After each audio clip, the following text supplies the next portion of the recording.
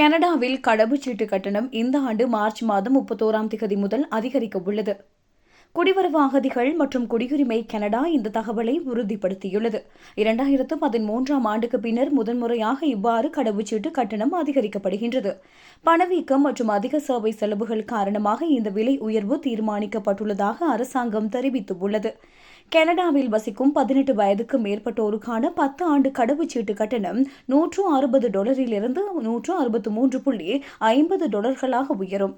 5 ஆண்டு கடவுச்சீட்டு கட்டணம் $120 $122.50 அதிகரிக்கும்.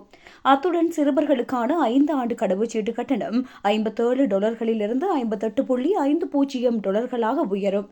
நாட்டிற்கு வெளியே வசிக்கும் கனேடியர்களுக்கான கடவுச்சீட்டு கட்டணங்களும் சற்று அதிகரிக்கும். மேலும் சில சிறப்பு சேவைகளுக்கான கட்டணங்களும் அதிகரிக்கும்.